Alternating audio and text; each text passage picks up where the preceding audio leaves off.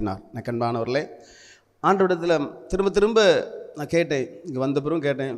ஆனால் என் தம்பி பாடல் படிக்கும்போது அதுலேயும் ஆண்டவர் உணர்த்தினார். நான் கண்பானவர்களே, ஜெபத்தை குறித்து அன்றைக்கு நீ பேச வேண்டும் என்று சொல்லி. அதனால் ஜெபத்தை குறித்து இன்றைக்கி நாம் தியானிக்க போகிறோம். ஆண்டவர் உங்களுக்கு வெற்றியை தருவார். இது யாரெல்லாம் நம்புறீங்க? ஆமேன். ஜெபத்தினால மாத்திரம்தான் வெற்றின்னு சொல்லி யாரெல்லாம் நம்புறீங்க? ஆமேன். கண்டிப்பாக இன்றைக்கு ஆண்டவர் உங்களுக்கு அற்புதத்தை செய்வார். இன்றையிலேருந்து நீங்கள் ஜெப வீராங்கனையாக மாற போகிறீங்க. ஆமேன். அதற்கு ஆதாரமாக சங்கீத புஸ்தகம் 121 அதிகாரம் 7வது வசனம். கர்த்தர் உன்னை எல்லா தீங்குக்கும் விலக்கி காப்பார், அவர் உன் ஆத்துமாவை காப்பார். ஆமேன். எல்லாரும் அப்படி கண்களை மூடி, ஆண்டவரே நீர் எங்களோடு பேசும் அப்பா. மனுஷனுடைய சத்தத்தை நாங்கள் கேட்க வரல ஆண்டவரே, இந்த மனுஷனை மறைத்து நீங்கள் பேசுங்க. எல்லாரும் ஜெபிக்கலாமா? ஜீசஸ் உடைய வார்த்தை கொண்டு பேசி பிள்ளைகளை பலப்படுத்தும் இயேசுவின் நாமத்தில் பிதாவே, ஆமென். எனக்கு அன்பானவர்களே, ஆண்டவருக்கு தெரியும் இன்றைக்கு எத்தனை பேர் இந்த இடத்துல வருவோம் என்று சொல்லி. ஆமென். எனக்கு அன்பானவர்களே, நம்முடைய உள்ளங்களை அறிந்திருக்கிற ஆண்டவர் இன்றைக்கு இந்த வசனத்தை கொண்டு ஆண்டவர் உங்களோடு பேசுகிறார். அன்றைக்கு எசேக்கியேல் ராஜா என்று சொல்லி ஒரு ராஜா எழுதின வார்த்தை குறித்து அன்றைக்கு நாம் தியானிக்க போகிறோம். எனக்கு அன்பானவர்களே, இந்த சங்கீத புஸ்தகம் 121 அதிகாரம் ஆரோகண சங்கீதம் என்று சொல்லி முன்னாடி தலைப்பில் போட்டிருக்கோம். இந்த ஆரோகண சங்கீதம்லாம் யார் எழுதுனா அப்படின்னு பார்த்தீங்கன்னா, எசேக்கியா ராஜா என்று சொல்லி ஒரு ராஜா எழுதின வார்த்தைகள் எல்லாமே பரிசுத்த ஆவியினால் எழுதப்பட்ட வார்த்தைகள். இது மனிதனுடைய வார்த்தை அல்ல. இதை நாம் சரியாக புரிந்து கொள்ள வேண்டும். இன்றைக்கு நமக்கு என்ன தேவையோ அன்றைக்கு அது பரிசுத்த ஆவியினால் எழுதப்பட்ட வார்த்தையாக இருக்கிறபடினால இன்றைக்கு அது நமக்கு உதவுது. கைகளை தட்டி கர்த்தர் நாமத்தை மைப்படுத்தும். ஹல்லேலூயா, ஆமென். அவர் சொல்லுகிறார், கர்த்தர் உன்னை எல்லா தீங்குக்கும் விலக்கி காப்பார், அவர் உன் ஆத்துமாவை காப்பார். இதுக்கு மேலே நமக்கு என்னங்க ஆசீர்வாதம் வேணும்? பக்கத்தில் கையை பிடிச்சி சொல்லுங்க பார்க்கலாம். இந்த வசனத்துக்கு மேலே நமக்கு என்ன ஆசீர்வாதம் வேணும்? கர்த்தர் உன்னை எல்லா தீங்குக்கும் காப்பார், அவர் உன் ஆத்துமாவை காப்பார். கர்த்தருடைய உன்னை எல்லா தீங்குக்கும் விலக்கி காப்பார், உன் ஆத்துமாவை காப்பார். இதுக்கு மேலே என்னங்க ஆசீர்வாதம் வேணும்? இந்த ஒரு வசனம் நமக்கு போதும். ஆமாம். இன்றைக்கு விடுதலை கூட்டத்துக்கு வந்திருக்கிற உங்களோடு கர்த்தர் பேசுகிறார். கர்த்தர் உன்னை எல்லா தீங்குக்கும் விலக்கி காப்பார், உன் ஆத்துமாவை காப்பார், உன் ஆத்துமாவை காப்பார். எனக்கு அன்பானவர்களே, இன்றைக்கு எத்தனையோ பேருடைய ஆத்துமா உண்மையிலே ஆண்டவர் அறியாதபடி தாம்போன போக்கில் வாழ்ந்து கொண்டிருக்கிறது. நாம் எல்லாரும் பாக்கியவான்கள். எனக்கு அன்பானவர்களே, கர்த்தர் நம்முடைய ஆத்துமாவை காக்கிற தேவன். கைகளை தட்டி கர்த்தர் நாமத்தை மைப்படுத்தும். கர்த்தர் உன்னை எல்லா தீங்குக்கும் விலக்கி காப்பார், உன் ஆத்துமாவை காப்பார். எனக்கு அன்பானவர்களே, ஏன் இந்த வார்த்தை அவர் சொல்கிறார் என்று சொல்லி பார்த்தீங்கன்னா, முதல் வசனத்தை நீங்கள் பார்த்தீங்கன்னா, எனக்கு ஒத்தாசை வரும் பர்வதங்களுக்கு நேராக என் கண்களை ஏறெடுக்கிறேன், வானத்தையும் பூமியும் உண்டாக்கின கர்த்தரிடத்திலிருந்து எனக்கு ஒத்தாசை வரும். அதாவது அவர் எழுதுகிறார், எனக்கு ஒத்தாசை வரும் பர்வதங்களுக்கு நேராக என் கண்களை ஏறெடுக்கிறேன், வானத்தையும் பூமியும் உண்டாக்கின கர்த்தரிடத்திலிருந்து எனக்கு ஒத்தாசை வரும். எனக்கு அன்பானவர்களே, இன்றைக்கி நம்ம சொல்ல முடியுமாங்க நமக்கு உதவி எங்கிருந்து வருது? கர்த்தரிடத்திலிருந்து வருது. அவர் யாரு? வானத்தையும் பூமியும் உண்டாக்கினவர். அவர் சொல்கிறார், வானத்தையும் பூமியும் உண்டாக்கின கர்த்தரிடத்திலிருந்து எனக்கு ஒத்தாசை வரும். சில நேரத்தில் நான் ஆண்டவரை பற்றி நிறைய பேர்ட்ட பேசுவேன், இயேசு கிறிஸ்துவை பற்றி சொல்லுவேன். ஏன்னா அவர் கடவுள் என்று சொல்லி நாம் அதை அறிந்து கொண்டு அவருடைய ஆசீர்வாதத்தை நம்ம பெற்றுக்கொண்டு வாழ்ந்து கொண்டு இருக்கிறோம். உண்மையிலே நாம் அதை சொல்லலை என்று சொன்னால் உண்மையிலே அது நமக்கு ஐயோ என்று சொல்லி நம்ம அறிஞ்சிருக்கோம். அப்படி தானே? அப்படி சொல்லும்போது சில நேரம் அவருடைய நாமத்தை அவங்க சொன்னாலே அவங்களுக்கு சிலவங்களுக்கு ரொம்ப கோபம் எரிச்சல் வரும். கடைசியாக முடிக்கும்போது என்ன சொல்லுவேன் தெரியுமா? வேறு ஒன்றும் வேண்டாங்க, வானத்தையும் பூமியும் உண்டாக்கின கடவுள் இடத்துல நான் பேசுகிறேன்னு சொல்லி அவர்கிட்ட பேசுங்க.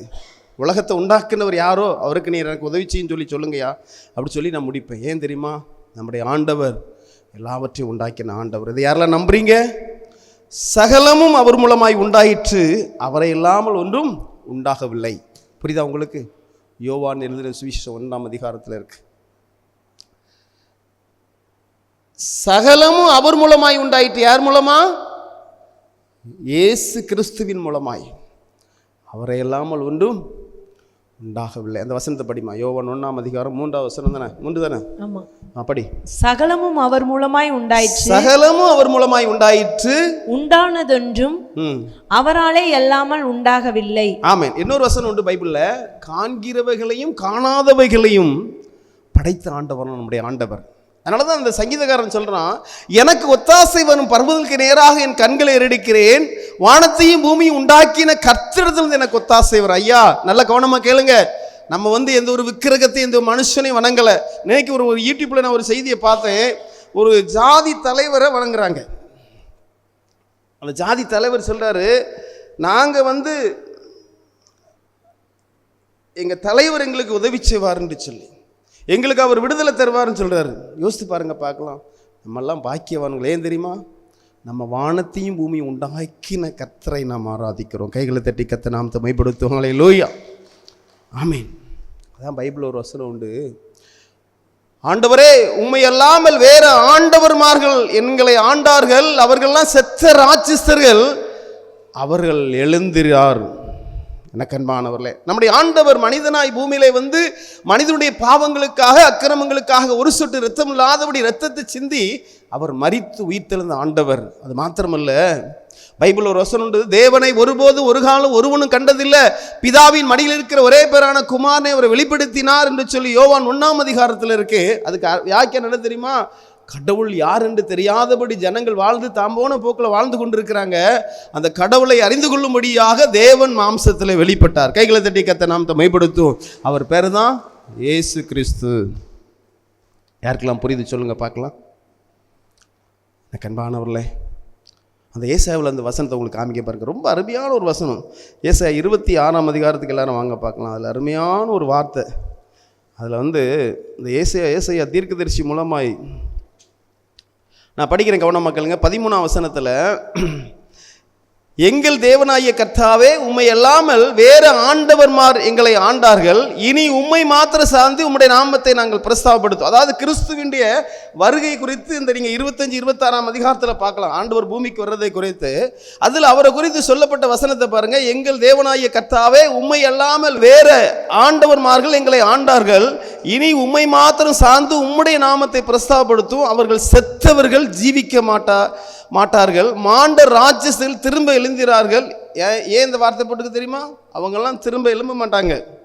நம்முடைய ஆண்டவர் உயிர்த்தெழுந்த ஆண்டவர். கைகளை தட்டி கர்த்தர் நாமத்தை. அதே 25ஆம் அதிகாரம் 8ஆம் வசனத்தில் போட்டிருக்கு, அவர் மரணத்தை ஜெயமா விழுங்குவார், கர்த்தராகிய தேவன் எல்லாருடைய கண்ணீரை துடைத்து பூமியிலே நிந்தைகளை நீக்கி போடுவார். அந்த வரிசையில் அவர் சொல்றாரு, அநேக செத்த ராட்சஸ்தர்கள், அதாவது தலைவர்கள் அநேகர் சாவுவாங்க, அவங்கெல்லாம் மனிதர்கள், நீர் எங்கள் தேவனாகிய கர்த்தர். கைகளை தட்டி கர்த்தர் நாமத்தை மைப்படுத்தும்.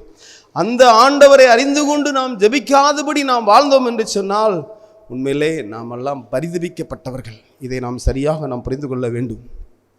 எனக்கு அன்பானவர்களே, அந்த ஜீவனுள்ள தேவனை அறிந்து நாம் ஜெபிக்காதபடி, நாம் அவரிடத்திலிருந்து ஆசீர்வாதத்தை பெற்றுக்கொள்ளாதபடி நாம் இருந்தோம் என்று சொன்னால் நாம் எல்லாம் பரிதபிக்கப்பட்டவர்கள். அவர் ஒருபோதும் நம்மளை கைவிட மாட்டார்.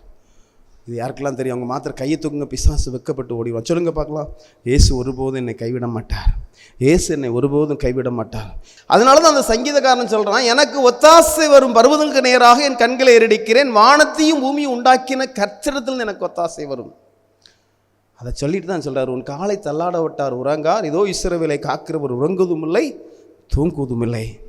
எனக்கு அன்பானவர்களே, நல்ல கவனமாக கேளுங்க. நீனும் வானத்தையும் பூமியை உண்டாக்கின ஆண்டவர் நோக்கி நீ ஜெபித்தா என்று சொன்னால் அவர் உன்னை பார்த்து சொல்கிறாரு, அவர் உன்னை எல்லாத்தையும் விலக்கி காப்பாராம், உன் ஆத்துமாவை காப்பாராம். அப்போ ஜெபிக்காதபடி நான் வாழ முடியாது. பக்கத்தில் கையை பிடி சொல்லி பார்க்கலாம். ஜெபிக்காதபடி நான் வாழவே முடியாது. ஜெபிக்காதபடி இந்த கடைசி காலத்தில் நான் வாழ முடியாது. ஏன்? உன் போக்குவரத்தையும் அவர் பாதுகாக்கணும், அவர் உனக்கு எல்லா தீங்குக்கு விலக்கி உன்னை பாதுகாக்கணும். அப்படின்னா எனக்கு ஒத்தாசை வரும் பருவலையாக என் கண்களை இடிக்கிற இந்த சங்கீதக்காரன் போல நீங்களும் சொல்லலாம், வானத்தையும் பூமியை உண்டாக்கின கர்த்தர் எனக்கு ஒத்தாசை வரும். உங்களுக்கு என்னம்மா தேவை? அவர் சகலத்தையும் அவர் செய்ய வல்லவராக இருக்கிறார். இது யாரெல்லாம் நம்புறீங்க? அவர் சகலத்தையும் செய்ய வல்லவர். ஆமென். இந்த விடுதலை கூட்டத்துக்கு வந்திருக்கிற ஒரு சிலருக்கு தரித்திரம் இருக்கலாம், ஒரு சிலருக்கு சரீரத்தில் பலவீனம் இருக்கலாம், ஒரு சிலருக்கு ஆவிக்குரிய வாழ்க்கையில் ஒரு எழுப்புதல் இல்லாமல் இருக்கலாம், ஜெபஜீவியம் இல்லாதபடி, வேத தியானம் இல்லாதபடி இருக்கலாம், ஒரு சிலருக்கு இரட்சிப்பு இல்லாதபடி இருக்கலாம். ஆனால் ஒரே இமைப்பொழுது எல்லாவற்றையும் அவர் செய்ய வல்லவராக இருக்கிறார். இது யாரெல்லாம் நம்புறீங்க? கைகளை தட்டி கர்த்தர் நாமத்தை மைப்படுத்துங்க பார்க்கலாம். ஹல்லேலூயா, ஆமென். அதனால் சங்கீதக்காரன் சொல்கிறான், கர்த்தர் உன்னை எல்லா தீங்குக்கு விலக்கி காப்பார், உன் ஆத்துமாவை காப்பா. பைபிளில் யாபேஸ் என்று சொல்லி ஒரு மனுஷன் உண்டு. அப்படி தானே? 4ஆம் அதிகாரத்தில் அவனுடைய சரித்திரம் 2 வசனத்தில் தான் இருக்குது. நல்லா பாருங்க, அவனுக்கு ஏன் இந்த யாபேஸின் பேர் வச்சாங்களாம் அப்படி தெரியுமா? யாபேஸ் என்று சொன்னாலே அதாவது கசப்பானவன். அது மாத்திரமல்ல, அது ஒரு சபிக்கப்பட்ட ஒரு வார்த்தை. நல்ல கவனமாக கேளுங்க. ஆனால் அவன் அதை ஜெபித்து ஜெயித்த கொண்டு சிலவங்க சொல்லுவாங்க தெரியுமா, அவ்வளோதான் விதி அப்படிம்பாங்க. இல்லைங்க, விதியை மாற்றுறதுக்கு இயேசுவால் தான் உண்டோ. இயேசுவால தான் முடியும். ஏன்னா இதோ என் உள்ளங்கையில் உன்னை வரைந்திருக்கிறேன், மதில்கள் எப்பொழுதும் கண்முன் இருக்கு என்று சொல்லியிருக்கிறார். படைத்த ஆண்டவரிடத்துல உன் விதியை மாற்ற முடியுங்க. இதை யாரெல்லாம் நம்புறீங்க? இனி நீங்கள் சொல்லக்கூடாது, நடக்கிறதா நடக்கும்னு சொல்லக்கூடாது. ஆமென். ஆண்டவர் எத்தனையோ திட்டத்தை ஜெபத்தின் மூலமாய் அதை நிர்மூலமாக்கினார். எசேக்கியா ராஜா என்று சொல்லி இந்த வசனத்தை எழுத அந்த எசேக்கியா ராஜா, அவருக்கு விதி வந்துட்டுங்க, மரணத்துக்கு எதுவான நோயில் விதி வந்துட்டு. ஆனால் ஜெபத்தின் நிமித்தம் அந்த விதியை மாற்றி போட்டார். யார் போட்டது? ஆண்டவர். கண்பானவர்களே, அதே போல தான் அந்த யாபேசு அவன் ஜெபிக்கிறான் பாருங்க. அதுல யாபேஸ் இஸ்ரவேலின் தேவனை நோக்கி, யாபேஸ் இஸ்ரவேலின் தேவனை நோக்கி, தேவரீர் என்னை ஆசீர்வதித்து. நல்லா கேளுங்க, இஸ்ரவேலின் தேவன் சொன்னோன்னா நீங்க குழம்பிடாதீங்க. அன்றைக்கு இஸ்ரவேல் ஜனங்கள் மாத்திரம் தான் இந்த யெகோவா தேவனை வணங்கினாங்க. இன்னைக்கு நம்ம எப்படி கிறிஸ்துவ வணங்குறோமோ அதே மொழி இஸ்ரவேல் ஜனங்கள் அன்றைக்கு பழைய ஏற்பாடு காலத்துல, இன்றைக்கு நாம் இந்த யெகோவா தேவன் மாம்சத்தில் வெளிப்பட்டார் என்று சொல்லி கிறிஸ்துவ இன்றைக்கு நாம் வணங்கி கொண்டிருக்கிறோம். அவரை நாம் துதித்து கொண்டிருக்கிறோம், அவருடைய நாமத்தை மகிமைப்படுத்திக் கொண்டிருக்கிறோம். அவர் நமக்கு அதே அற்புதங்கள் அவர் செய்து கொண்டிருக்கிறார். அன்றைக்கு அந்த யாபேசு இஸ்ரவேல் தேவனை நோக்கி, அதாவது அந்த யெகோவா தேவனை நோக்கி, தேவரீர் என்னை ஆசீர்வதித்து என்னை எல்லை பெரிதாக்கி உமது கரம் என்னோடு இருந்து தீங்குக்கு என்னை துக்கப்படுத்தாதபடிக்கு அதற்கு என்னை விலக்கி காத்தருளும். எனக்கு அன்பானவர்களே, இவனுக்கு தீங்கு வரும் என்று சொல்லி அவனுக்கு யாபேஸ் என்று சொல்லி பெயர் வச்சாங்க. ஆனால் ஜெபத்தினால் அவன் ஜெயித்தாங்க. அதே போல நம்முடைய வாழ்க்கையிலையும் பலவீனத்தோடு இருக்கீங்களா? உங்களுக்கு ஆண்டவர் ஆரோக்கியத்தை கொடுப்பார். இதையெல்லாம் நம்புறீங்க? எசேக்கியா ராஜாவுக்கு ஆயுசை கூட்டி கொடுத்த ஆண்டவர் உங்களுக்கு ஆண்டவர் அற்புதத்தை செய்வார். உங்களுடைய பலவீனமான உறுப்புகள் இயேசு கிறிஸ்துவின் நாமத்தினால் அது பலனடையும். நீங்க ஜெபிங்க, ஆண்டவரே நீர் மனுகுலத்தை உண்டாக்கின ஆண்டவர், வெறு களிமண்ணை கொண்டு உருவாக்கின தேவன் தகப்பனே, என்ற சரீரத்தில் இருக்க எல்லா பலவீனத்தை நீக்கி போடுங்கப்பா. பலவீனமான உறுப்புகள் நம்முடைய நாமத்தினால் அது பலனடையணும். ஏன்னா செத்த லாசரை உயிரோடு எழுப்பி ஆண்டவர் நம்முடைய ஆண்டவர் நாரி கிடக்க சொல்றா, நாருமே அப்படிங்கிறா மாத்தாள். ஆண்டு சொல்றாரு, நீ விசுவாசித்தா தேவனுடைய மகிமை காண்பா என்று சொல்லிவிட்டு, லாசரே நீ வெளியே வா. என்னங்க நடந்துச்சு? இப்படிதான் ஆண்டவர் அற்புதம் செய்வார். இப்படிதான் ஏசப்பா அற்புதம் செய்வார். அவரால் கூடாத காரியம் ஒன்றுமில்லை. அன்றைக்கு யாபேசுக்கு எல்லா தீங்குக்கு விலக்கி பாதுகாத்தாராம். அதனால தான் சங்கீதக்காரன் சொல்லுவான், கர்த்தர் உன்னை எல்லா தீங்கு விலக்கி உன்னை காப்பார். அது மாத்திரமல்ல, உன் ஆத்துமாவை காப்பார். ஆத்துமா எவ்வளோ பிரயோஜனம் தெரியுமாங்க? ஆத்துமா ஆண்டவருக்கு பிரியமில்லாதபடி இருந்துச்சுன்னா பரலோகத்துக்கு போகவே முடியாது. இந்த பூமியில் எவ்வளோதான் நம்ம வாழ்ந்தாலும் சரி, ஆத்துமா தேவனுக்கு பிரியமா இல்லை. அதனால தான் அவர் சொல்றாரு, கர்த்தர் உன்னை எல்லாத்தையும் விலக்கி காப்பார், உன் ஆத்துமாவை காப்பார். கண்பானவர்களே, நம்முடைய ஆத்துமாவை காப்பார் கர்த்தர். உண்மையிலே நீங்கள் ஜெபிக்க தான் உங்களுடைய ஆத்துமா. அதனால தான் பேதுரு சொல்வார், நீங்கள் ஜெபம் பண்ணுவதற்கு ஜாக்கிரதையாக இருங்கள். ஏன் தெரியுமா? அதுக்கு முன்னாடி உள்ள வசனங்களை வீட்டில் போய் படித்து பாருங்கள். ஏன்னா அது புறஜாதி ஜனங்களுக்கு எழுதுகிறார். நீங்கள் எல்லாம் முதல்ல உளையான சேற்றில் இருந்தீங்க, பாவத்துக்கு அடிமையாக இருந்தீங்க. இன்றைக்கு நீங்கள் இந்த வட்டத்துக்கு வந்துட்டீங்க. உங்களை எப்போ விழுவாங்க என்று சொல்லி பார்த்து கொண்டு இருக்கிறாங்க. அதனால் தெளிந்த புத்திகளோட இருந்து ஜெபம் பண்ணுவதற்கு ஜாக்கிரதையாக. ஏன் அதை எழுதுகிறார் தெரியுமா? ஏன் அதை எழுதுகிறார் அப்படின்னா, ஜெபம் பண்ணாதான் நம்முடைய ஆத்துமாவுக்கு பாதுகாப்புங்க. இதை சரியாக நீங்கள் புரிந்து கொள்ளணும். கண்மானவர், ஆண்டவர் மனிதனாய் வாழ்ந்த நாட்களில் அவருடைய ரகசிய வருகை குறித்து ஆண்டவர் சொல்லுவார். லூக்கா எழுதுவார். அதில் லூக்கா எழுதும்போது 21ஆம் அதிகாரத்தில், எல்லாரும் எடுத்துக்கிடுங்க பார்க்கலாம். லூக்கா 21ஆம் அதிகாரத்தில் லூக்கா எப்படி எழுதுகிறாரு பாருங்க. அவருடைய ரகசிய வருகை குறித்து அவர் எழுதும்போது, நான் படிக்கிறேன், கவனமாக கேளுங்க. 21ஆம் அதிகாரத்தில் 34லேருந்து படிக்கிறேன்.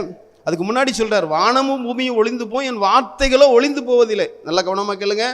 ஆண்டவர் பேசின வார்த்தை ஒளிந்து போகாது. இதை முதல்ல பதிவு பண்ணிவிடுங்க. அதுக்கப்புறம் சொல்கிறாரு, உங்கள் இருதயங்கள் பெருந்திண்டினாலும் வெறியினாலும் லௌகீக கவலையினாலும் பாரமடையாதபடிக்கு. அதாவது இந்த கடைசி காலத்தில் ஆவிக்குரிய பிள்ளைங்க உங்களுடைய ஆத்துமாவை நீங்கள் பாதுகாக்கணும் அப்படின்னா, இந்த உலகத்தான போல் அது வேணும் இது வேணும் அது வேணும், எனக்கு அது பத்தாது இது பத்தாதுன்னு சொல்லி உங்களை இருதயத்தை தீண்டுமா. இந்த உலக காரியங்களை பார்க்கும்போது நமக்கு இது போதாது, இந்த சம்பளம் போதாது, இது போதாது, அது போதாதுன்னு சொல்லி நமக்குள்ளே அப்படி ஒரு தூண்டுதல் வரும். அதான் சொல்றாரு, உங்கள் இருதயங்கள் பெருந்தீண்டினாலும் வெறியினாலும் லௌகீக கவலைனாலும் பாரமடையாதபடிக்கு நீங்கள் நினையாத நேரத்தில் அந்த நாள் உனக்கு ஆண்டவர் கொடுத்த ரட்சிப்பு அபிஷேகத்துக்காக நீ நன்றி சொல்லு. இதுதான் உனக்கு பெரிய பாக்கியம்.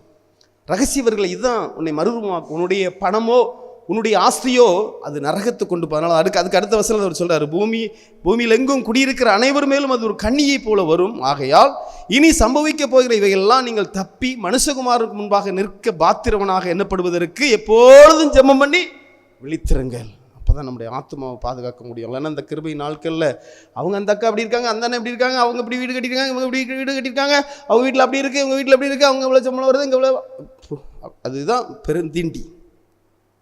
சொல்லுங்கள், ஏசப்பா எனக்கு கொடுத்தது போதும், எனக்கு கொடுத்தது போதும், எனக்கு கொடுத்தது போதும். இதுக்கு ஒரே வழி ஜெபந்தான். அதாவது சொல்கிறாரு, ஆகையால் இனி சம்பவிக்க போகிறவை எல்லாம் நீங்கள் தப்பி மனுஷகுமாரனுக்கு முன்பாக நிற்க பாத்திரங்களாக எண்ணப்படுவதற்கு எப்பொழுதும் ஜெபம் பண்ணி விழித்திருங்கள். எப்பொழுதும் ஜெபிச்சுட்டே இருந்தோன்னு வைங்களேன். அதான் அவர் சொல்கிறாரு சங்கீதக்காரன், கர்த்தர் உன்னை எல்லாத்தையும் விலக்கி காப்பார், உன் ஆத்துமாவை காப்பார். ஜெபிக்கும் போது தான் ஜெபிச்சுக்கிட்டே இருக்கணும். அது சொல்கிறாரு. அதில் என்ன சொல்கிறாரு ஆண்டவர், எப்பொழுதும் ஜெபம் பண்ணி விழித்திருங்கள். கொஞ்சம் ஜெபம் குறைஞ்சிட்டுனா போதும், உலக காரியம் தோன்றும், லௌகீக கவலை வந்துடும் நமக்கு. புரியுதா உங்களுக்கு? ஆத்துமா போயிடும். டூர் சும்மா சுற்றி பார்ப்போம் அப்படி ரொம்ப ஆசைப்படுவாங்க பார்த்தீங்களா சிலவங்க. இதெல்லாம் லௌகீக கவலை. ரொம்ப இன்ட்ரெஸ்டாக இருப்பாங்க, சுற்றி பார்க்கணுன்னு அவங்களுக்கு அவ்வளோ ஒரு சந்தோஷம். லௌகீக கவலை. இந்த கண்பானவர்களே, நல்ல நேரத்தை வேஸ்ட் பண்ணக்கூடாது. அதனால தான் ஆண்டவர் உங்களோடு பேசுகிறார். அவர் ஒருபோதும் உங்களை கைவிட மாட்டார். அதில் எப்படி போட்டிருக்கு பார்த்தீங்களா? எப்பொழுதும் ஜெபம் பண்ணி விழித்திருங்கள். ஆமென். எப்பொழுதும் ஜெபம் பண்ணி விழித்திருங்கள். கண்பானவர்களே, கொஞ்சம் தங்கச்சி யோசித்து பாருமா, ஆவிக்குரிய வாழ்க்கை உனக்கு இப்போ எப்படி இருக்கு? ஆரம்பத்தில் இருந்த மாதிரி இருக்கா? யோசித்து பாருமா. அக்கா கொஞ்சம் யோசித்து பாருங்க பார்க்கலாம். எப்படிங்கக்கா இருக்கு? நீங்கள் முந்தி எப்படி இருந்தீங்க, இப்போ எப்படி இருக்கீங்க? நீ சிந்திச்சு பாருங்க பார்க்கலாம். லௌகீக கவலை வந்துட்டா ஆத்துமா போயிடும். கர்த்தர் உன்னை எல்லாத்தையும் விலக்கி காப்பார். உன் ஆத்துமாவுக்கு ஜெபம் கூடணும். சொல்லுங்கள், ஏசப்பா என்னுடைய ஜெபஜீவியம் கூடணும் ஆண்டவரே, என்னுடைய ஜெபஜீவியம் கூடணும் தகப்பனே. இன்றைக்கி ஊழியக்காரர்லேருந்து விசுவாசி வரைக்கும் ஏன் விழுந்து போகிறாங்க தெரியுமா? கரெக்டாக அந்த டயத்துக்கு ஜெபிக்க முடியல. கரெக்டாக அந்த டயத்துக்கு அவங்க ஜெபத்தில் நிலைத்திருந்தாங்கன்னா 100க்கு 100 அவங்க விழுந்து போகவே மாட்டாங்க. அதான் எப்பொழுதும் விழித்திருந்து ஜெபங்கள்னு சொல்லி ஆண்டவர் சொல்கிறாரு. பேதுரு சொல்கிறார், ஜெபம் பண்ணுவதற்கு சாக்கிரையாக இருங்கள்.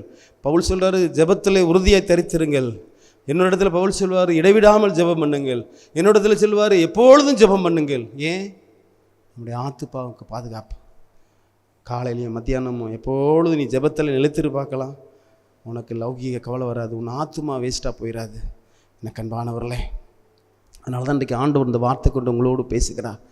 அது மாத்திரமல்ல, ஜெபித்தா மாத்திரம் தாங்க நமக்கு வெற்றி கிடைக்கும். இது யாரெல்லாம் நம்புறீங்க? ஜெபித்தா மாத்திரம் தான் நம்ம அற்புதங்களை பெற்றுக்கொள்ள முடியும். யாரெல்லாம் நம்புறீங்க? ஜெபித்தா மாத்திரம் தான் நம்முடைய குடும்பம் பாதுகாக்கப்படும். இது யாரெல்லாம் நம்புறீங்க? ஆமென்.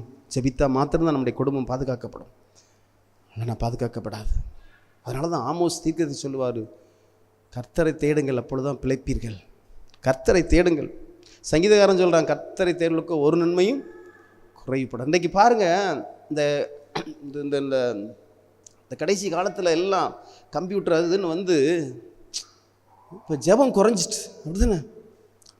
ரொம்ப குறைஞ்சிட்டு. கண்பானவர்களே, குறைய குறைய லௌகீக கவலை கூடிக்கிட்டே இருக்கும், ஆத்துமா பலவீனமாயிட்டே இருக்கும். ஜெபிங்கம்மா, பலவீனமா சரீரத்தில் ஜெபிங்க, ஆண்டவர் அற்புதம் செய்வார். யோசித்து பாருங்கள். எனக்கு ரொம்ப பிடிச்ச ஒரு காரியம், ஆண்டவர் மரித்து உயிர்த்ததுக்கப்புறம் சீசர்கள் அபிஷேகம் பெற்றதுக்கப்புறம் ஒரு பெரிய முதல் அற்புதம் நடக்குது. தேவாலயத்துக்கு போகிறாங்க பேதுருவும் யோவானும். போகும்போது அந்த ஆலயத்து முன்னாடி வாசல் அண்டையில் ஒரு பிச்சைக்காரன், பிறவிலே சப்பானியாக இருக்கிற ஒரு பிச்சைக்காரன் இருக்கிறான்.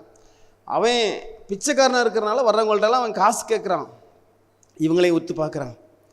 அவங்க சொல்கிறாங்க, எங்கள்கிட்ட ஒன்றும் இல்லைப்பா, வெள்ளியும் பொண்ணு எங்கள்கிட்ட இல்லை, கர்த்தராகிய இயேசு கிறிஸ்து நாமத்தினால் எழுந்து நட, நாங்கள் எங்களால் ஜெபிக்க தான் முடியும், நாங்கள் நல்ல ஆண்டவரை அறிஞ்சிருக்கோம், அவருடைய நாமத்தை அறிஞ்சிருக்கோம் அப்படின்னு சொல்லி ஜெபிக்கிறாங்க. என்ன நடந்துச்சு பார்த்தீங்களா?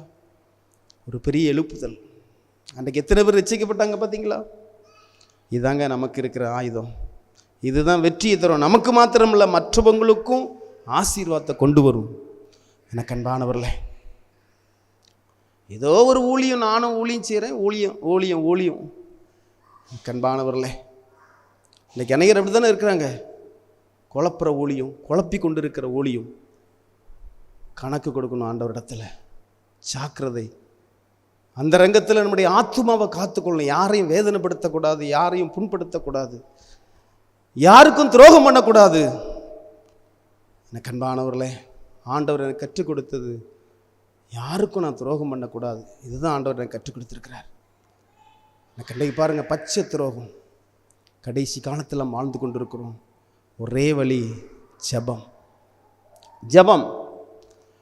எனக்கு அன்பானவர்களே, எவ்வளோ சாட்சி சொல்ல முடியுங்க என்னையால். இங்கேருந்து சொல்லிக்கிட்டே இருக்க முடியும். அவ்வளோ அற்புதங்களை ஆண்டவர் எனக்கு செய்கிறார். ஒவ்வொரு நாளும் ஜெபத்தினாலே என்னை ஆண்டவர் நடத்த. பெருமைக்காக சொல்ல, நீங்கள் அதே மாதிரி ஜெபிக்கணுங்கிறதுக்காக இன்றைக்கு ஆண்டவர் இந்த வார்த்தை கொண்டு உங்களோடு பேசுகிறார். அந்த சங்கீதக்காரன் சொன்னது போல் நானும் சொல்கிறேன்.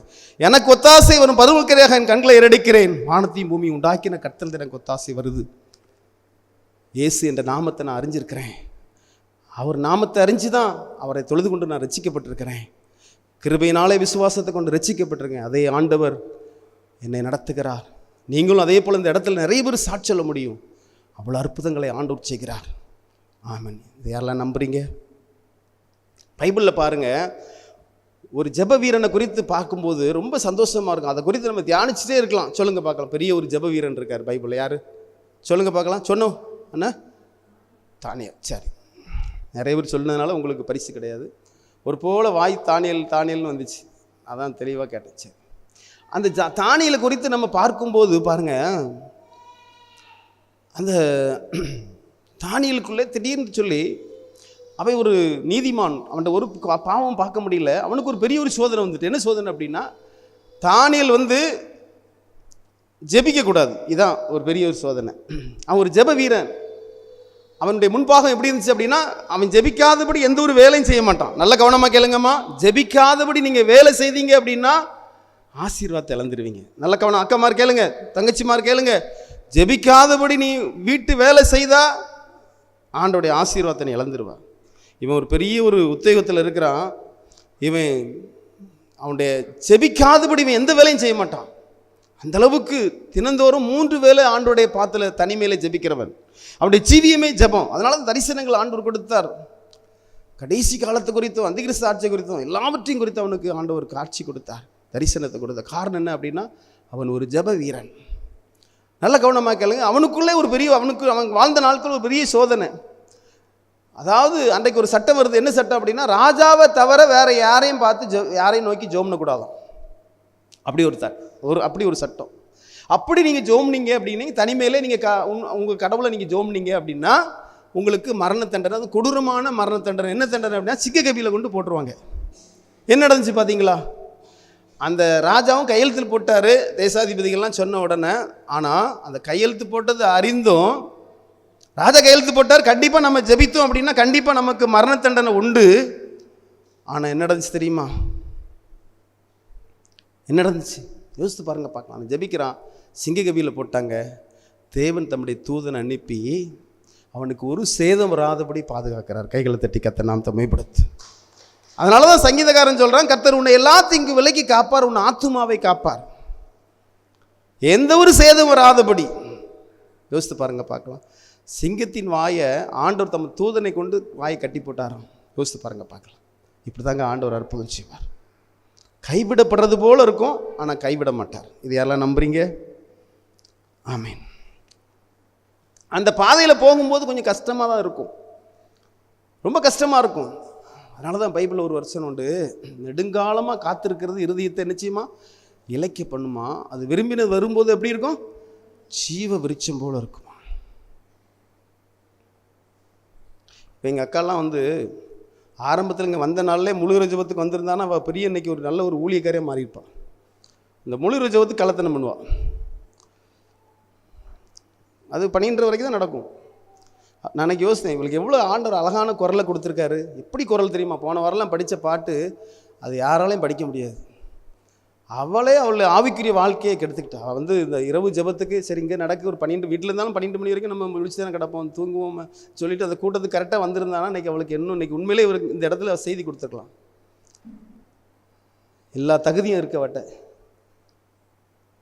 எனக்கு அன்பா ஏன் சொல்கிறேன் அப்படின்னா, அந்த இரவு ஜெபத்துக்கு ஒரு கள்ளத்தனம். நானும் சொல்லிகிட்டே இருந்தேன், எப்பவும் தூத்துக்குள்ளேருந்து இருக்கும்போதே வா வான்னு சொல்லிகிட்டே இருக்கேன். ஏன் தெரியுமாங்க, ஜெபத்தில் பைபிள் ஒரு வசனம், சோதனைக்கு உட்படாதபடி விழித்திருந்து ஜெபம் பண்ணுங்க. அதில் நமக்கு ஆரோக்கியம் கிடைக்கும். அதில் நீங்கள் பலவீனத்தை கொண்டு வரக்கூடாது. இரவு ஜெபித்தா என்னுடைய சரீரம் ஏன் பலவீனமாகுது? அவரிடத்தில் காத்திருக்க புது பலன் கிடைக்கும், கூட கொஞ்சம் பலன் கிடைக்கும். ஏன் பலவீனமாகிறோம்? யார்கிட்டங்க போய் உட்கார்ந்துருக்கோம்? நம்ம யார்கிட்ட உட்கார்ந்துருக்கோம்? உங்கள் சரீரத்தை பலவீனப்படுத்தி அவர் வந்திருக்காரு. பாடுகளை ஏற்றுக்கொண்ட தேவன், துக்கங்களை சுமந்து கொண்ட ஆண்டவர், இரவு நேரத்தில் அவருடைய பாத்திலுக்கு போய் பலவீனம் குறைய நினைச்சிங்களா? பலன் அதிகமாகும். இது யாரெல்லாம் நம்புறீங்க? ஆமேன். எனக்கு அன்பானவர்களே, அதனால சொன்னார், சோதனைக்கு உட்படாதபடி விழித்திருந்து ஜெபம் பண்ணுங்கள். எனக்கு அன்பான ஏன் இது சொல்கிறேன் அப்படின்னா, அதாவது கர்த்தர் உன்னை எல்லாத்தையும் விலைக்கு காப்பார், உன் ஆத்துமாவையும் காப்பார். ரொம்ப முக்கியம். எனக்கு அன்பானவர்களே, ஜெப நேரத்தை கூட்டுங்க. அதனால தான் இன்றைக்கி ஆண்டவர் இந்த வார்த்தை கொண்டு உங்களோட நம்மெல்லாம் உண்மையான ஆண்டவரை அறிஞ்சிட்டோங்க. யார் ஜெபிக்க மாட்டா தெரியுமா? நீங்கள் நல்ல கவனமாக கேளுங்க. பைபிள் ஒரு வசனம் எல்லாருக்கும் உங்களுக்கு தெரியும். நம்ம கூடாரத்தில் துன்மார்க்கன் தன் கௌரவத்தினால் தேவனை தேடான்னு போட்டிருக்கு. யாரு ஜெபிக்க மாட்டா? ஆண்டவர் அறியாதவங்க, துன்மார்க்கமாக இருக்கிறவங்க, ஆண்டவர் அறியாதவங்க, அவங்களுக்குள்ளே பெருமை அதிகமாகி நம்மளால் எல்லாம் செய்ய முடியும், நம்ம தந்திரத்தினால கொண்டு போகலாம், நம்ம தந்திரத்தினால எல்லாத்தையும் கொண்டு போகலாம், இப்படி நினைக்கிறவங்க தான் ஜெபிக்க மாட்டாங்க. துன்மார்க்கன். அப்போ நீ ஜெபிக்கல அப்படின்னா ஒன்று நீ காட்டி கொடுக்குற, உனக்குள்ளே கௌரவம் இருக்கு, உனக்குள்ளே பெருமை இருக்கு. இதுதான் துன்மார்க்க மட்டும் தான் கௌரவத்தினால தேவனை தேடானாம், பைபிளில் போட்டிருக்கு. மூடன் தேட மாட்டான், முட்டாள் தேடவே மாட்டான், சோம்பேறி தேடவே மாட்டான். நம்மளாம் அப்படியாங்க? கிடையாது. நம்மளாம் ஆண்டவர் அறிஞ்சிருக்கிறோம். எனக்கு அன்பானவர்களே, அவர் ஒருபோதும் நம்மளை கைவிட மாட்டார். கைகளை தட்டி கர்த்தர் நாமத்தை மைப்படுத்து. ஆமேன். நம்மெல்லாம் ஜெபித்து அநேக ஆசீர்வாதத்தை நம்ம பெற்றுக்கொள்ளணும். ஜெபம் அது நமக்கு வெற்றியை தரும். அதனால் குதிரை இத்தனை நாளுக்கு ஆயத்தமாக்கப்படும் ஜெயமோ கர்த்தரால் வரும். அவர் ஒருபோதும் உங்களை கைவிட மாட்டார், உங்களை ஆத்துமாவை காப்பார். ஜெபிக்க எப்படி தோணும் தெரியுமா? அதாவது நம்மளை எதிர்த்து நிற்கிறவங்களையும், நமக்கு விரோதமாக செயல்படுகிறவங்களையும் அவங்களுக்காக ஜெபிக்க தோணும். அதான் ஆத்துமாவை காக்கிற தேவன். ஏன்னா அந்த பரிசுத்தமுள்ள ஆண்டவரிடத்தில் நம்ம பேசும்போது, அவருடைய பாதத்தில் இருக்கும்போது நம்மளை குறித்தே உணர்த்திட்டு இருப்பாரு. நான் நிறைய நேரம் சொல்லியிருக்கேன். ஒரு திருப்பி என் தம்பியை நான் அங்கே விட்டுட்டு வந்துட்டேன். வேகமாக நான் வந்துட்டேன் இங்கே கூடாரத்துக்கு. அமாவாசை பிரேயருக்கு நான் வேகமாக அங்கே வந்துட்டேன். இங்கே ஜெபிக்கிறேன். ஆண்டவர் என்கிட்ட உணர்த்துறாரு, உன் தம்பி எதுக்கு விட்டு வந்த? அவன் வண்டி இருக்குது, எல்லாம் இருக்குது, நான் வேகமாக வந்துட்டேன் என்று ஆண்டவர் என்கிட்ட பேசுகிறார். ஏன் அவனை விட்டு வந்த? பிரசன்னமே வரல. ஏன் தெரியுமா? ஜெபிக்கும் போதும் ஆண்டவர் உணர்த்துவாருங்க. ஜெபிக்கும் போதும் உணர்த்துவார். அவன் நிறைய நேரம் என்னை விட்டு வந்துடுவான், அது வேற. ஆனால் நான் ஏன்ட்டு ஆண்டவர் உணர்த்துறாரு. ஏன் நீ அவனை விட்டு வந்த? ஏன்னா அவன் தானே முதல்ல பாட்டு பிடிக்கணும், அவன் தானே ஆராதனை பண்ணணும். புரியுதா நான் சொல்கிறது உங்களுக்கு? உங்களுக்கு புரியுதாங்க? அதுக்கப்புறம் நான் அதை உணர்ந்து அவன் வந்த பிறகு தான் நான் வருவேன். அவன் ஏசுவான், ஏன் உனக்கு எவ்வளோ லேட் அப்படின்னு. நீ போப்பா, நான் ஜோம் பண்ணிட்டு வரேன் மெதுவா. புரியுதாங்க? ஏன் தெரியுமா? நம்ம அதாவது அந்த பரிசுத்தமுள்ள ஆண்டவரிடத்தில் நம்ம அப்படியே தனிமையில் அவருடைய பாத்தில் இருக்கும்போது அவர் நம்மளை தாங்க உணர்த்துவார். இது உணராதபடி நீ தாம்போன போக்கில் வாழ்ந்தா அப்படின்னா அப்போ உனக்கு ஜெபம் குறைவு. புரியுதா உங்களுக்கு? ஜெபம் குறைவு. ஆண்டவர் முதல்ல நம்மளை, நீ இப்படி போகிறது கரெக்ட் இல்லைப்பா, தப்பு, இது தப்பு, நீ இப்படி போகாத, இது தப்பு. ஆண்டவர் அழகாக உணர்த்துவாருங்க. எனக்கு அன்பானவர்களே, அவர் ஒருபோதும் உங்களை கைவிட மாட்டார். நீங்கள் ஜெபிக்கணும், ஜெப வீராங்கனையாக மாறணும். அப்போ தான் உங்கள் மூலமாக உங்கள் குடும்பம் ஆசீர்வதிக்கப்படும், உங்கள் குடும்பம் பாதுகாக்கப்படும். அது மாத்திரமல்ல, அநேக ஆத்துமாக்களை நம்ம சம்பாதிக்கலாங்க. யாரெல்லாம் ஜெபிக்கிறாங்களோ அவங்க நிமித்தம் தான் ஆத்துமாக்களை சம்பாதிக்க முடியுது. யாரெல்லாம் நம்புறீங்க? ஆமேன். வீட்டில் உட்காந்தே ஜெபித்து அநேகருடைய கட்டுகளை நம்ம உடைக்கலாம். தெரியுமா உங்களுக்கு? ஒரு 2 வாரமாக எனக்குள்ளே தூண்டுதல் என்ன தெரியுமா? இந்தியா தேசத்துக்காக நீ ஜெபி, மற்றவர்களையும் ஜெபிக்க வை. இதை தான் ஆண்டவர் எனக்கு உணர்த்துறார். ஏன் தெரியுமா? நிறைய நாடுகள் இருக்குங்க உலகத்தில், 190 நாடுக்கு மேலே இருக்கு. ஆனால் நம்ம இந்தியா தாங்க கிறிஸ்தவங்க கம்மி. கடவுள் உண்மையான கடவுள் இயேசு கிறிஸ்து, அவர் தான் மெய்யான தேவன். ஆனால் நம்ம குடியிருக்கிற இந்தியாவில் பெர்சன்டேஜ் கம்மியாக இருக்குது, வேதனையாக இருக்குது. ஆண்டவரே, எங்களுடைய இந்தியா தேசத்தில் குடியிருக்கிற ஜனங்களுடைய கண்கள் மறைக்கப்பட்டிருக்குப்பா. பைபிள் ஒரு வசனம் உண்டு, கர்த்தரிடத்தில் மாத்திரம் நீதி வல்லம் என்று சொல்லி அவனவனிடத்திலிருந்து சேருவான், அவருக்கு விரோதமாக ஏற்றுக்கொள்கிற யாவரும் வெட்கப்படுவார்கள். பூமி எல்லைங்கும் நோக்கி கூடுங்க, அப்பொழுது ரட்சிக்கப்படுவீர்கள். கண்பானவர்களே, ஆண்டோடைய பாத்தில் ஜெபிக்கணும், ஜெபிக்கணும், ஜெபிக்கணும். இந்தியா தேசத்துக்காக ஜெபிக்கணும், நம்ம ஏரியாவுக்காக ஜெபிக்கணும். ஆண்டவரே, நாங்கள் பார்க்குற பிள்ளைகளா நம்முடைய பிள்ளைகளா மாறணும்ப்பா. வலது கைக்கும் இடது கைக்கும் வித்தியாசம் தெரியாதபடி வாழ்ந்து கொண்டு இருக்கிறாங்க தகப்பனே. இன்றைக்கி கிராம ஊழியத்தில் போய் ஜனங்களை சந்திக்க முடியலங்க. ஜெபம் குறைவு நமக்கு. நம்ம ஜெபிக்கணும். சிந்திச்சு பாருங்க, பார்க்கலாம். நம்மளை மாநாடு நடத்த விடுவாங்களாங்க? நம்ம மாநாடு நடத்துனாங்க, எவ்வளோ அற்புதம் நடக்கும் யோசித்து பாருங்க, பார்க்கலாம். நம்ம கிறிஸ்து மாநாடு நடத்தினா எத்தனை பிசாசுலேருந்து எத்தனை பேருக்கு விடுதலை கிடைக்கும், எத்தனை பேர் சுகமாவாங்க, எத்தனை பேருக்கு ஆசீர்வாதம் யோசித்து பாருங்க, பார்க்கலாம். கொஞ்சம் சிந்திச்சு பாருங்க. பைபிள் சொல்லுது, எனக்கு ஒத்தாசை வரும் பல்கனராக என் கண்கள் எடுக்கிறேன், வானத்தையும் பூமி உண்டாக்கின கர்த்தரிடத்தில் எனக்கு ஒத்தாசை வரும்.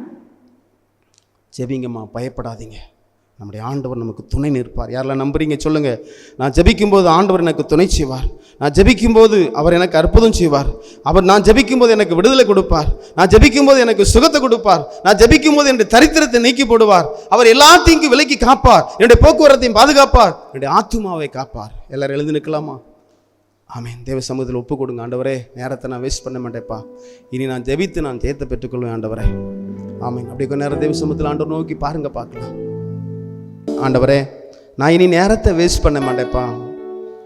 கர்த்தர் உன்னை எல்லாத்தையும் விலக்கி காப்பார், உன் ஆத்மாவை காப்பார். அதுக்கு ஒரே வழி, நீ ஜெபிக்கணும். நீ விழித்திருந்து ஜெபிக்கணும். நீ எப்பொழுதும் ஜெபிக்கணும். அதனால தான் இன்றைக்கு ஆண்டவர் உனக்கு ஆசீர்வாதத்துக்காக, உன்னுடைய சாப நீங்கும்படியாக, உன்னுடைய சந்ததி ஆசீர்வதிக்கும்படியாக ஆண்டவர் உன்னோடு பேசுகிறார். உனக்கு ஆரோக்கியம் கிடைக்கும்படியாக ஆண்டவர் உன்னோடு பேசினார். உன்னுடைய தரித்திரம் நீங்கும்படியாக ஆண்டவர் உன்னோடு பேசினார். உன்னுடைய பற்றாக்குறை நீங்கும்படியாக ஆண்டவர் உன்னோடு பேசினார். சொல்லுங்க, ஏசப்பா, இனி நான் ஜெபித்து நான் ஜெயத்தை பெற்றுக்கொள்ள ஆண்டவரே. உண்மை அறிந்து கொண்டேன் தகப்பனே. எத்தனையோ பேர் உண்மை அறிந்து கொள்ளாதபடி இருக்கிறாங்கப்பா. நான் உண்மை அறிந்து கொண்டேன். நீங்க எல்லாவற்றையும் செய்ய நீர் வல்லவர் தகப்பனே. கல்வாரி சிலுவையில் என்னுடைய பாடுகளை ஏற்றுக்கொண்டு இந்த துக்கங்களை சுமந்து கொண்டீர் தகப்பனே. நீர் எனக்கு உதவி செய்ய நீர் வல்லவராக இருக்கிறப்பா. நான் இனி ஜெபித்து நான் ஜெயத்தை பெற்றுக்கொள்ளுவேன். ஆமேனப்பா. பிள்ளைகளோடு பேச நீர் உமக்கு நன்றி. உம்முடைய வார்த்தை உம்முடைய வசனம் கிரியை செய்யட்டும். இயேசுவின் நாமத்தில் பிதாவே. என் ஆத்துமாவே கர்த்தரை சோஸ்தரி, என் முழுமே பரிசுத்த நாமத்தை சோஸ்தரி. என் ஆத்துமாவே கர்த்தரை சோஸ்தரி, அவர் செய்த சகல பாவங்களை மறவாதே. ஆமென். அல்லேலூயா, அல்லேலூயா. ஆமென். கர்த்தர் உங்களை ஆசீர்வதிப்பார்.